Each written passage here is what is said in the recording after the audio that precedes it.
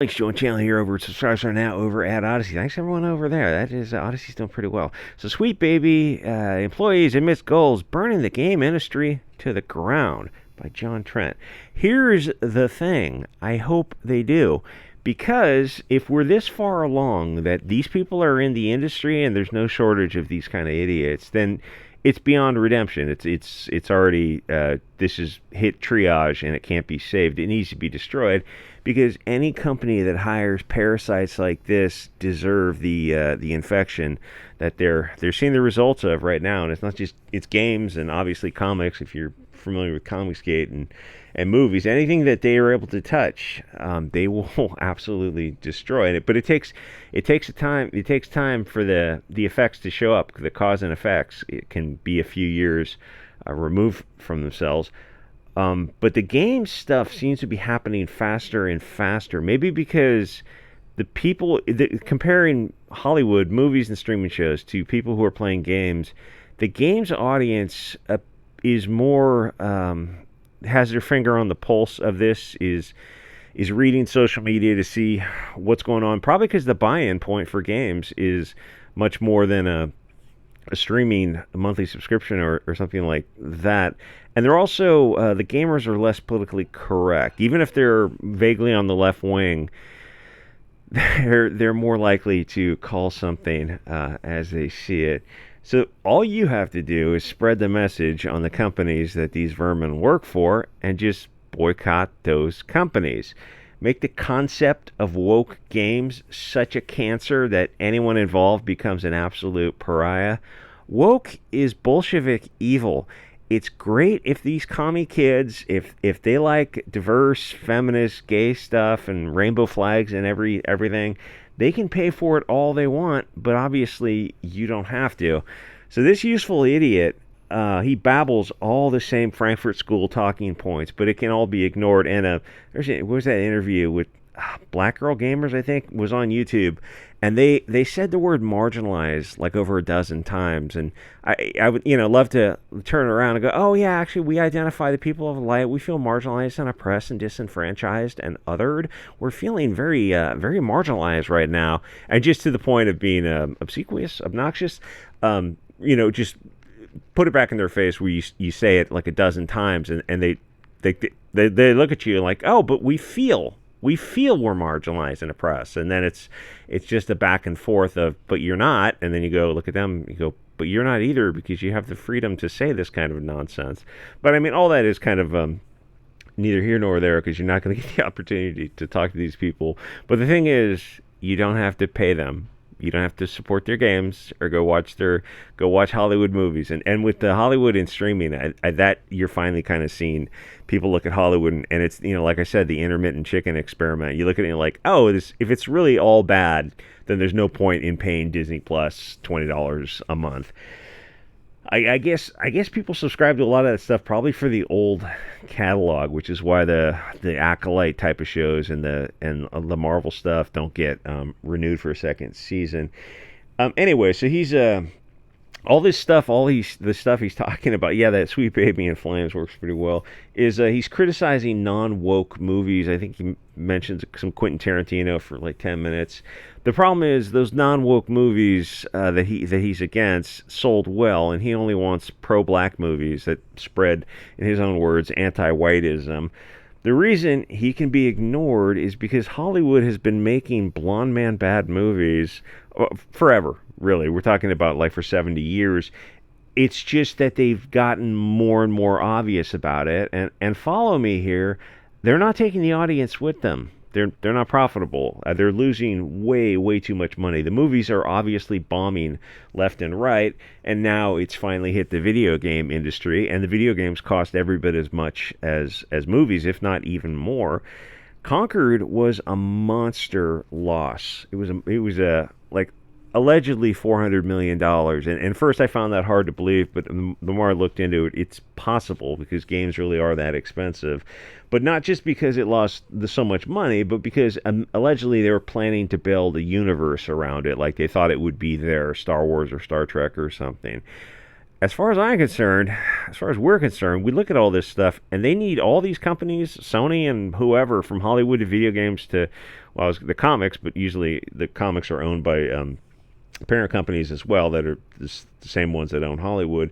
They need to just keep making woke movies that have these huge, huge bombs. And the don't sleep on the animation, because Disney and Pixar's Disney, right?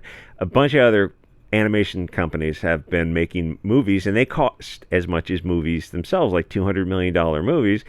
And they've also been, what was it? Strange World was probably just the most bizarre one, because they had kids who were into BLT relationships. It's like current year. This doesn't really feel like Disney. This isn't. And the thing is, ultimately, when it boils down to it, you don't have to argue it back and forth. You just go, "Oh yeah, this is not our values." And there's no argument to that, because you look at these left wing people who there's another discussion into it, because they say that these are their values, but they're really not. And there was a study that kind of showed it, because left wingers. White left-wingers are the only group on Earth that have out-group preference. Every other group have in-group preference. And my in-group preference is, wow, through the roof. The thing is with left-wingers, but only the white ones, which is like, you guys are, if you're a white left-winger, you're just getting doubly screwed. They're consciously on the surface, they say, oh, we don't have any preferences, we treat everyone equally. But when they did a study, they showed they actually have out-group preferences. You go, well, how does that make sense? Because it's virtue signaling. If they treated everyone equally, the distribution of their preferences would just be, concentric circles, or evenly distributed among in and out group. They preferred out group, or at least they said they did, because they know it gets them social media good think points for their social credit score, where every other group is just honest about it. It's like, yeah, of course we prefer our own kind, but the thing is, the advertising and like generations of media propaganda goes out to everybody. It's all the same wavelengths, but only some antennas are tuned to receive it. Anyway, so they need to have as many bombs as possible, and this is where we come in, because we can use social media to, I don't know if that's going to be blurry. If we can use social media, what a smarmy, smirking face this douche canoe has, to share the message not to pay these companies. It's just that easy. They run on your money and fear of missing out, FOMA. You just starve them, and once you kind of become cognizant of FOMA, it gives you power over it, because you look at all this stuff, you're like, oh, that's why I want to go see that movie or play that game. But it's so bad that you're not going to get a good movie experience or game experience. And two, if you support these companies, you're supporting the worst people on Earth. And then the things you subsidize are the things you get more of. Don't feed the wild animals, otherwise you're going to get them. You're going to get more of this kind of crap if you pay for it. And you could put these people out of business. And I was kind of thinking of it like ethically and morally. It's interesting, because it's like a non-aggressive type of thing, because it's very passive. You don't have to actually go and hurt these people. You just have to refrain from financially supporting them, and then get online and spread the message. That's another thing these people hate. They love talking about things and talking about us and attacking us, but they get terrified when we spread this message about all these bad movies. And they're like, "Yikes, my guy! If you don't like it, don't talk about it." And I was like, Why would it matter? If the left wing wants to support these movies and video games, they will, right? This stuff's going to be there's enough left wingers for this to be massively successful. And then you look at the stuff that comes out and it absolutely bombs. You go, hey, left wingers, why didn't you show up for these movies? And I mentioned the same 20. I'm going to have to make a list of like the woke movies, because there's probably like 24 really brutal examples of kind of girl power movies that have just lost an insane amount of money. The thing is, share the message not to pay these companies. Starve them, let the woke buy their games, which so far they haven't done. Sweet baby, black girl gamers should be an association that puts companies out of business. And this guy appears to just be an open racist, and these vermin have gotten way too comfortable with it.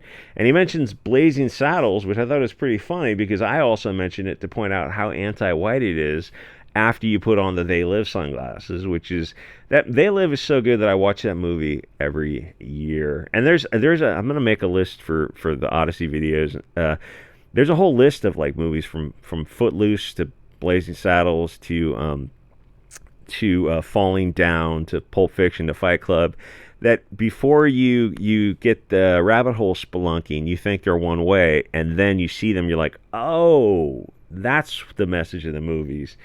And it turns out there's like it's not confirmation bias when you see it everywhere if you can point out to objective details in the movies and the symbolism of it. Anyway, with that movie and a lot of these movies, the producers and the directors and even the writers intended it one way, and the audience took it another way.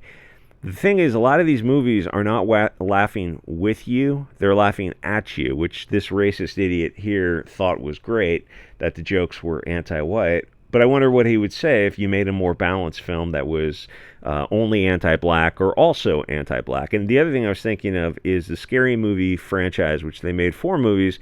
The Wayans brothers did 1 and 2, and they were very funny, and it was a black flavor of humor, which is a little bit different, but it was dialed down. It wasn't like who's that guy who dresses like a woman? That really really tall guy who makes I forget the guy, but it was so the first 2 movies had some of that black humor, and it was funny, but the Wayans brothers threw grenades at everyone. They went after the only 2 people in the movie, the only 2 races I think were white and black at the time, and he was going after both groups just as hard as possible.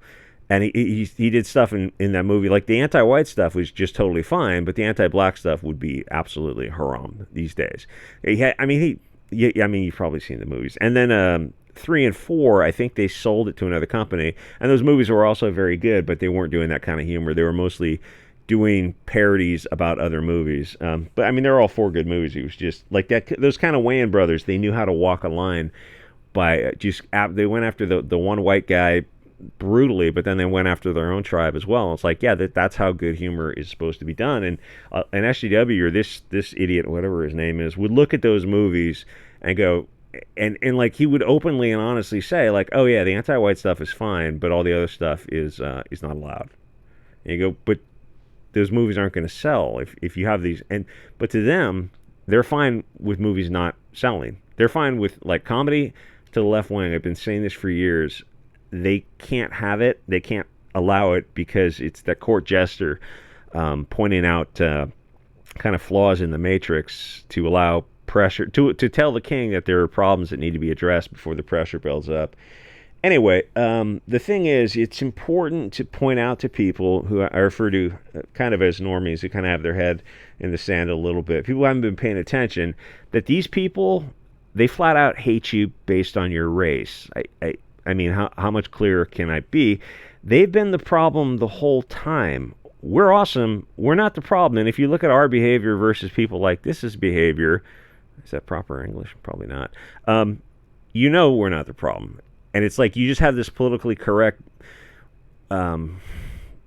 brainwashing that makes you uncomfortable with saying, oh, we're not the problem. These people are the problem. I mean, luckily, if you make videos like this, eventually you'll lose that as I have. So it's only recently that people have kind of started to become aware of it. And finally, people have been voting with their pockets because these people are not selling games and movies in a vacuum. We're able to get online and talk about what is cancer or not, to the point where you see a Rotten Tomatoes review, and if it has very low critic score and very high audience score, then you know the movie's going to be fine. And because it's like the critics are all toxic, alt-left, also Bolshevik useful idiots. And with movies, it's the woke stuff is in almost everything, to the point where you just there's nothing worth coming out of Hollywood ever again. The movies are simply pushing values that most people find degenerate and abhorrent. No Hollywood, most people are not into race-swapped gay couples in interracial relationships with an adopted kid, body positivity, feminism, and whatever other the soup of the day kind of woke themes and elements is. Or video, and it's funny, like when they drop one and they pick up another one, and you realize, like, you guys don't have any dogma whatsoever. Or, people like the liberal normie, or the middle of the political bell curve where you're slightly left or slightly right, they had an expectation of, like, they think they're dealing with these people in Hollywood's version of the 60s. This was always this way. The 60s hippy dippy stuff was still always going to be controlled by the communists that kind of got their foothold in the 50s from post World War II. It's always been to subvert and corrupt. And there might be some well meaning people out there who are kind of what I think of as like true liberals or true libertarians, but they're called Nazis now because they believe in free speech and keeping kids safe, or that the parents' values should be the ones instilled on the kid, and not the government school's values, which is kind of the homeschooling issue coming up now. So the thing is, like video games with obese black lesbians, I think that was Dustborn or Concord or something, which cost them an incredible amount of money. I hope they keep pushing woke and losing money. This is where my wireless Bluetooth keyboard started to die and repeat letters. If anything awakens people, it's not going to be me. It'll be games and movies themselves. People will finally realize that we're dealing with these lizard people who take vacations on islands. I go through a Bluetooth $20 keyboard every few months. For some reason they don't last. And speaking of Sean Combs and that kind of stuff, that's kind of a tricky video to do on YouTube, so I might do it on the alt platforms. Rumble will allow a little bit more, and Odyssey will allow everything, almost everything, and SubStar allows everything. Anyway, so these people, like the expectations with a lot of what I call normies, I know that offends people, is that they thought they're well-intended. You're dealing with people in good faith and fair dealing, and they have open expectations and dogma that can be in the open marketplace of ideas type of stuff. You're not dealing with these people. They don't want to meet you in the middle. They're racist and they hate you, and the sooner you accept this, the better. And no, you can't fix it. Get that thought out of your mind, but you can make separate spaces away from them. These people are openly racist, which is fine. I mean, that's you're entitled to good think and wrong think. You're entitled to your own mind, and you should have agency and freedom of association. But we have to have separate spaces and game spaces and entertainment spaces and physical spaces and club spaces away from these kind of people, because these are toxic. They can stay associated with, oh wait, that's the other video. Can stay associated with whatever company they want as consultants to make. What they do is they take games and they make them diverse, lame, and gay, I guess. But that stuff eventually is going to stop selling, as Sweet Baby Incorporated removes Square Enix from its client list on its website. So they're still attached to a bunch of other games or a bunch of other companies, and the goal is, well, anything they're attached to is toxic. But it's not enough to just not support them. You have to spread the message. We have networks too, if you choose to use them. We have every tool available to us as a consumer, consumer movement. You can't change anyone, but you can just remove yourself from the equation, and then they're running on fumes because the left wingers don't support these things. They Dustborn, you would think that'd be a perfect game for a left winger. It's like, oh, it bombed. Concord, same thing. And the left is so consumed with virtue signaling that when it came out, it bombed obviously after a week. And then the left goes, oh, we weren't aware of it, so put it back on the market and put it back on live streams, Steam, whatever, and we'll play it. We'll buy it and play it. So we can virtue signal to the Chad Nazis that the game. It's like, but you didn't play it in the first place. And all these movies, from the Disney animation movies to all the movies that I always... what's the most recent one that bombed? Probably Madam Web, The Marvels, Furiosa, I think, also tanked.